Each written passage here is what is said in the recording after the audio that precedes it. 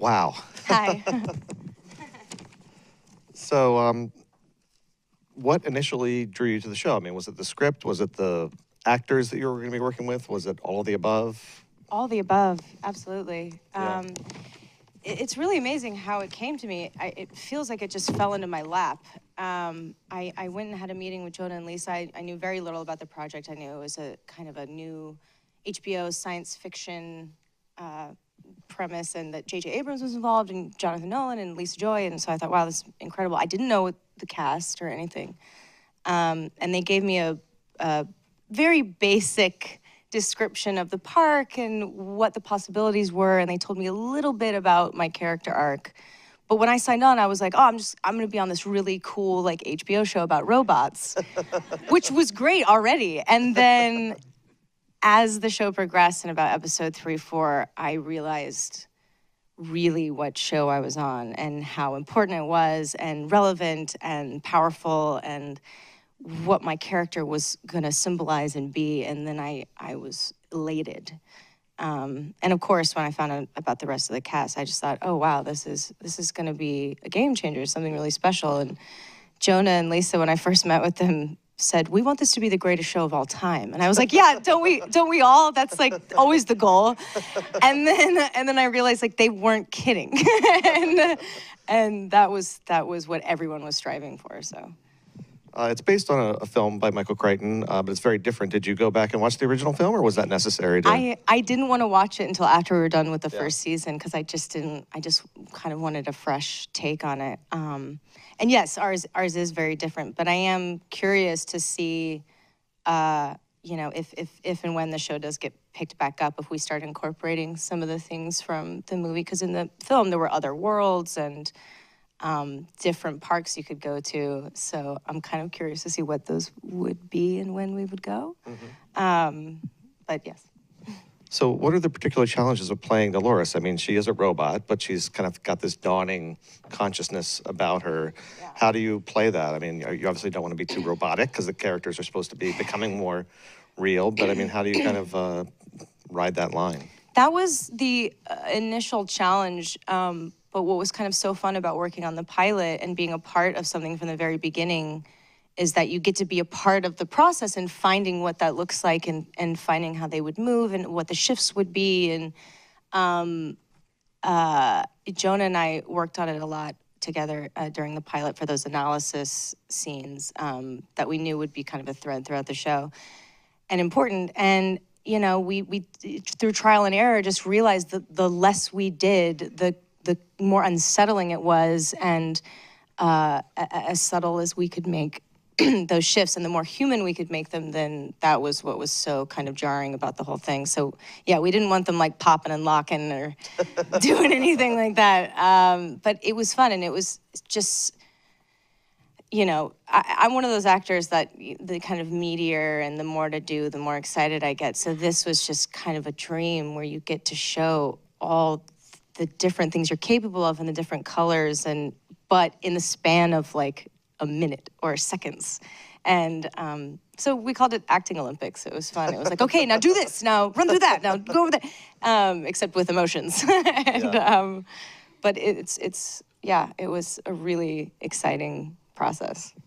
And how was it shooting scenes with Anthony Hopkins? I know you told me something backstage about your first your first scene with him. Well, I don't know has anybody been watching this show, or is this the first time you've seen it? Yeah, okay, good, yay. Okay, so you kind of know what's coming.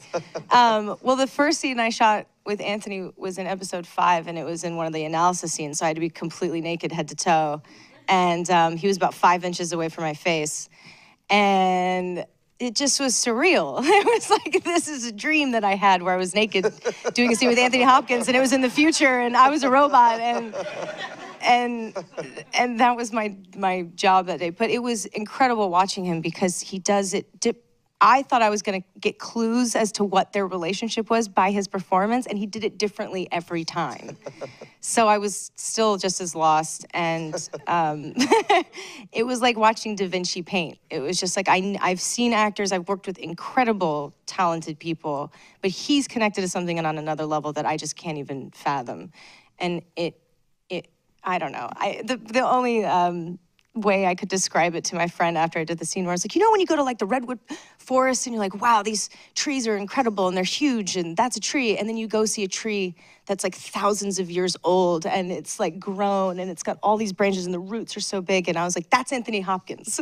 You're like, I thought I saw a tree, but that's a tree that has been around and has seen things that I can't even process. So it was kind of like that, just majestic.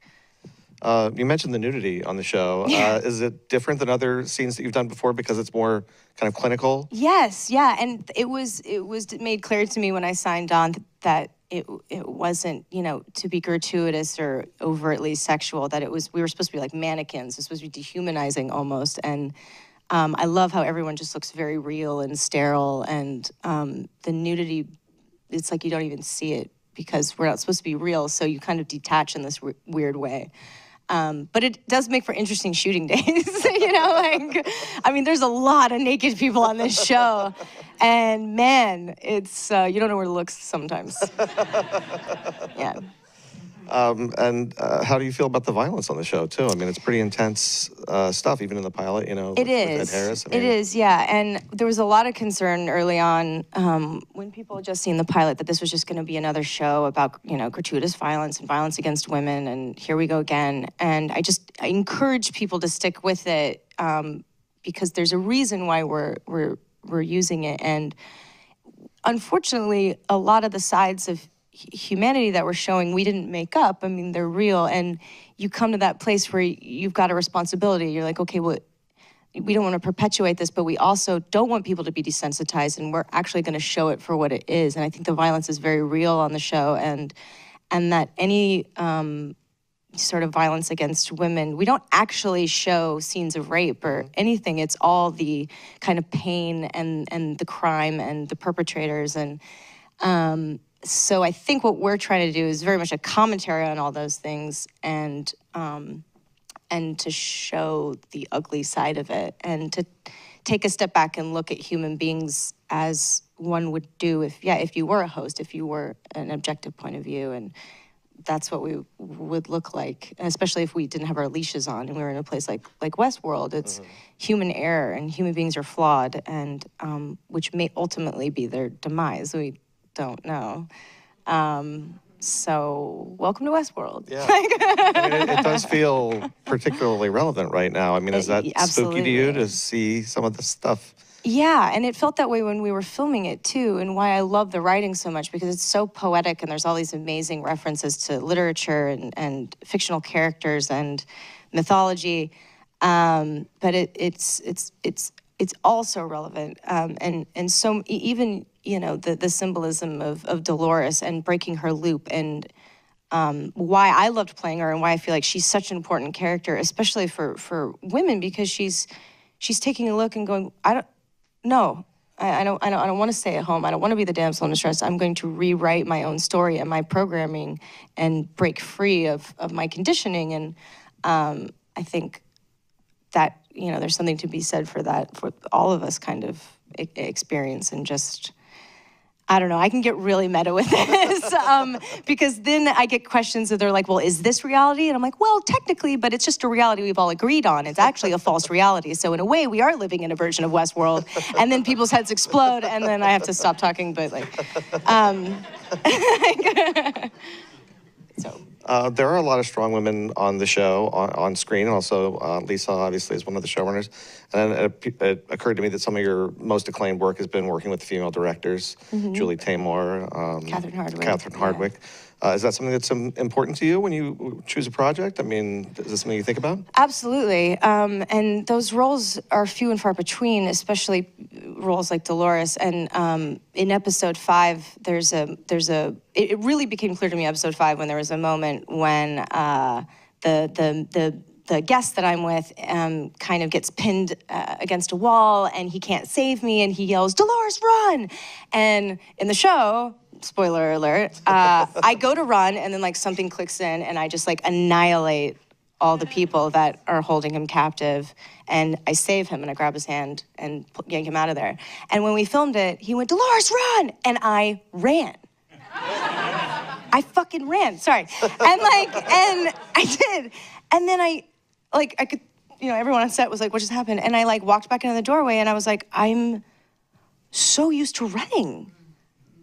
And like, I got kind of teary, and then I saw a couple of women on set get kind of teary, and I was like, this should not be such novelty. This should not be, I shouldn't be reacting in this way. But it just, again, just told us like kind of how important what we were doing was. And all the women on the show, Tandy and Ingrid and Shannon, they're all so smart and beautiful but powerful. And so again, I think the show's kind of a game changer in that way too. Yeah. The show has a lot of secrets, and you shot the pilot quite a while ago, 2 years ago. Yeah. This episode, the one that's airing tomorrow night, almost a year ago. What's it been like having to hold on to those secrets and not? Awful. It's really awful. And this week coming up, there's a big reveal, which I'm so excited I don't have to keep anymore. And then for the rest of the season, it's just kind of a relentless, we're not gonna do the thing where we just confuse you and don't give you any answers. Like, it's going somewhere, I swear to God. And the payoff is so satisfying. And because we didn't have the scripts in advance when we were shooting it, we found out our character arcs episode by episode like the audience. So sometimes we'd be working and would have to do things and have no idea why we were doing them. And Lisa and Jonah were so good about kind of leading us to water and playing Marco Polo with us a little bit. And so we would just be like, okay, I can't see, but I trust you. And then it would slowly start to make sense, and it made sense why they wanted to kind of keep us in the dark. But so I know how satisfying the rewards are. But you guys have it easy. I had to wait like 3 weeks between everything. And like, you guys get it every week, so be grateful. So you've been acting literally your entire life, and was there ever a time that you weren't acting or didn't want to be an actor? Or your parents are both actors. Yeah. For your first role was when you were literally a baby. I mean, Yeah. have you ever known any other reality than acting? God, I've known many realities because I act. It was funny, we had a moment on set where someone commented on James Marsden and I doing a scene. They were like, it's so terrible that in the show, like all these people are getting all this entertainment from watching you be in pain and like put yourselves through all these things. And we looked at them like, yeah, that's what we do for a living. So in a way, we related to the host that way. But yes, I have been acting since I was 5. And because my family did it, it was just normal, and I did it, and I loved it. And I started singing at the same time too, and so those were kind of my 2 go-tos. And then acting took off, and I love it. I've been through the ringer with it, and I've because being a child actor comes with its own trials and tribulations and whatever. But now I really I love it. I love it so much. And because we are living in a time like this one, it seems so important to create and to make art and to put things out there that I feel like really resonate and mean something. So I'm so grateful, and I'm so grateful for the show and for the character. And I don't know what else to. I hate when like the sentences have to trail off in that weird way. Like.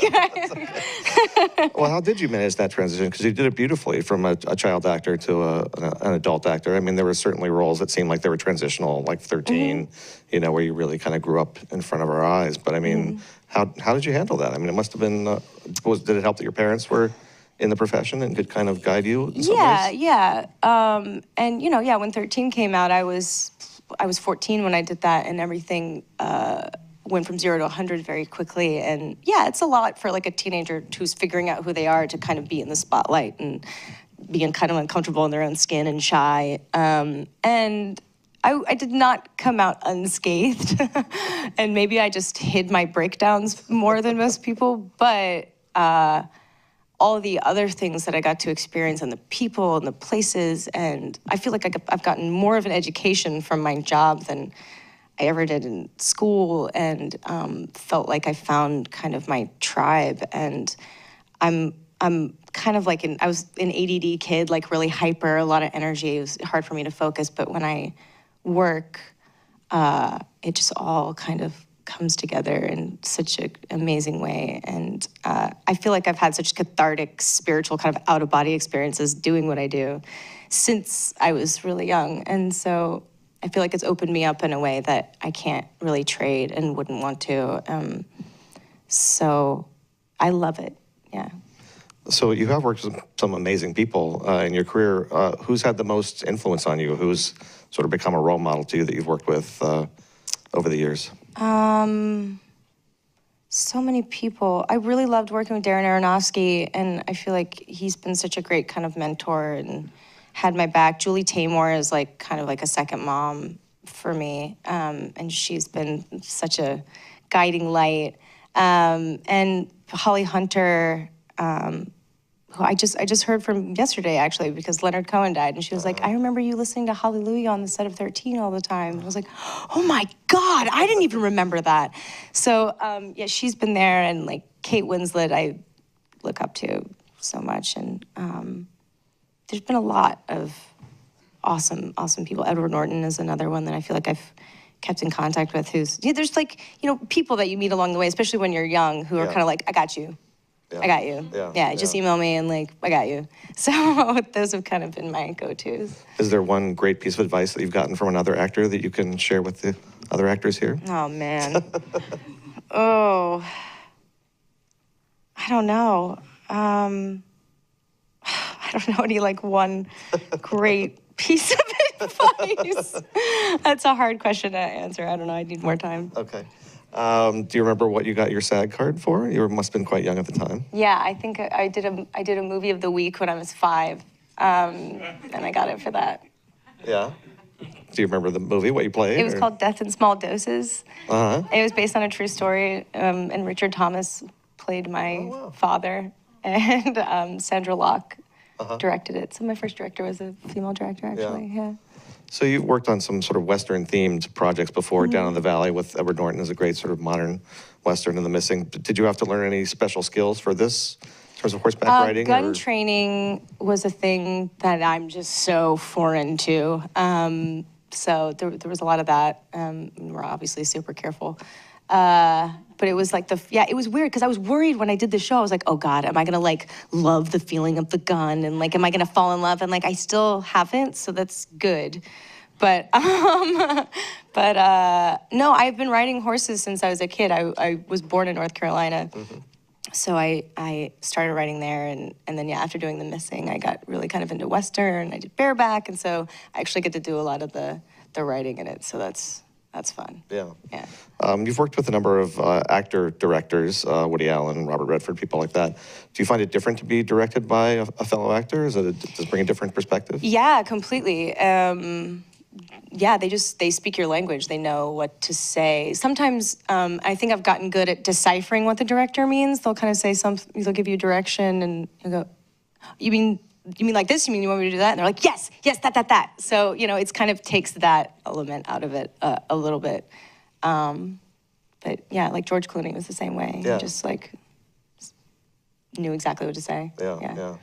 You've also worked quite a bit for HBO with True Blood for a couple seasons. They're like family Mildred now. Pierce. Yeah. What's it like to work with them? I mean, what's your experience been? Obviously, you trust them to have signed on for this. Yeah, I mean, they've been so good to me. And they're incredible. I love working with HBO because every project is always a beast. Like Mildred Pierce and WESTWORLD, they were just behemoths of work and prep and long shooting days, and just you put yourself through the ringer. But they're doing such good stuff that is hard to find, and because it's TV and because we have time to tell the story, I feel like we're just able to kind of go further and deeper. And I love their characters. I love how they are, pushing all the boundaries and the talent that they're attracting. They really don't compromise quality or getting it right, and they don't kind of care what they have to do. Like, it's going to be right. And I admire that, It's a lot of work, but it's always, the result in the end is always so worth it, so. You've done a lot of dark, edgy roles in your career. Is that something that you're attracted to, or is it attracted to you, or is it a mutual attraction? Or? I feel like it's attracted to me a little bit, but I get it. I did have like a couple years there where I just did comedies, like fun little sweet romantic comedies, because I needed a break. But again, I love it. It's just meaty stuff, and I use acting as therapy too. So a lot of projects that I do kind of sync up with what I'm going through in my life, and I can just pour everything into that and like leave it there and move on, make peace with it. But I think so. I don't know. I'm working on a film right now called A Worthy Companion that was originally written for a man. And when I read it, I was like, wow, I really love the writing. It feels like it's not even written for a woman. It turns out it wasn't. But yeah, again, it was a really dark, broken beast of a character. and they were like, we think you're perfect for this. And I was like, thanks. Like, yeah, okay. I didn't know how to quite take that, but. We have a few questions from the audience. This is a question from Elaine. Do you remember your first audition and what was it like? For Westworld? Or think just in general? I think. My first audition. Yeah, I remember auditioning a lot in North Carolina. My first kind of big audition that I remember, though, I screen tested for Interview with the Vampire when I was 5. Wow. So, and that's when my mom started going like, something's going on here. Like, my daughter just auditioned her way to Los Angeles, and she's 5, and maybe I should look into this. So I remember doing that. I remember working on that pretty intensely with my mom, and I remember not being used to the rejection as a 5-year-old and was really, really upset that I didn't get it. But that did kind of start, it put me on course, I guess, for everything else. Yeah. Question from Vida. What's the best part about your job? I don't know, doing something like Westworld and playing somebody like Dolores, for me, you get permission to do things that you can't do in real life. And she's like the superhuman being with endless knowledge and strength and power and possibilities, which we'll see more and more as the show progresses. And so getting a chance to do things and to live certain dreams and fantasies that you would never get to do otherwise is unreal. And there'd be moments on set where I'd be in front of the camera and I'd just kind of look around and I'd look at the Western town and I'd look at the train, and then Jonah would be like, hey, what's going on? What are you doing? I'm like, nothing. I'm just taking this in for a second. And then Jonah would kind of come and look and like put his arm around me and be like, it's pretty cool, isn't it? And I was like, yeah, man. Every now and then you just got to take a step back and be like, what we do is so cool and fun and meaningful. And, and then when you get on something like Westworld, that's just a perfect storm. There's just nothing more satisfying. So. Yeah. Question from an appreciative attendee. Did you have a different process or style for your Western scenes as opposed to your futuristic scenes? Yes. The Western scenes, it's funny, there's such a weird tone because it's all scripted dialogue that you don't know is scripted. So there has to be an element of, this is what I say every day, and this is how I'm supposed to say it. But also, Jonah was like, I don't want it to be like you're just playing a cartoon character. Like, it needs to be as genuine as possible while still having an air of fakeness to it. So I just tried to be as sweet and open and genuine as possible. And kind of with that Gone with the Wind style, like a little more dramatic, old movie. Because I think that was kind of the template for like her and Teddy, Scarlett O'Hara. And so, yes. And then for the like analysis scenes, I read, like, The Singularity is Near became my kind of like actor's handbook, because you just learn so much about how AI would operate and theories about it. And so it informed more what I was capable of and what would be going on when I'm having these shifts. Like, what would I be able to pick up about the other person that a human being wouldn't, like a bead of sweat or like body language and just certain things you take into account that you normally wouldn't. And learning how to meditate, like, for those scenes, because you have to be so still and so relaxed. And like, I worked on, when you shift focus from something, I tried when I'm in analysis and I had to kind of be connecting with somebody to look past them. And I fell asleep during a take with Jeffrey Wright once, actually. It did, because those scenes are so complicated and long and detailed, and there's so many shots. So I'd be sitting there for like 6 hours doing this and in this trance. And just like one take, I literally was, and like woke up and Jeffrey was just going, you good? And I was like, please don't tell Jonah. So yes, the process was different for both, but that's what makes her so fun. And then there's going to be even more layers. Yeah. So it was like playing 5 different people, you know. A question from Gabrielle. Can you tell us 1 or 2 things you've gotten to do while being Dolores that were fun? Ooh, the horseback riding was fun. Getting to like, there was just so many bucket list moments of like, I've always wanted to like run next to a train and jump on, or like, you know, have a big chase on a horse in a shootout, and like, you know, getting to grab Jimmy Simpson's hand and yank him out of a dangerous situation like Indiana Jones was pretty awesome. Everything, and there's even more fun stuff that I got to do that I can't talk about it because it's in episode 10. But I know. But it's good, and it was really fun and really satisfying. Alexander asked, why did the post-production take so long, and have you had an opportunity to see the season in its entirety now? I haven't seen it in its entirety. I've seen bits and pieces of the rest of the season. But it took so long because we hadn't finished writing the whole season before we started filming, and it's the first season. It's a really complicated show, so a lot of it we were learning as we go along, and we didn't really get into a flow until like mid-season of like, okay, this is how the show works. And because we didn't know, and a lot of the directors had some information, but not all of it, what we were supposed to be doing and why, the writers had to be on set a lot to help guide everything. And so then, you know, they got behind on the writing, and I think that's why we shut down for a little while, so they could catch up and just kind of regroup. And as far as I know, I'm sure there were a lot of other things going on behind the scenes, and like, but I think that's why. And when people ask me, I was like, what we're doing is so complicated and so massive.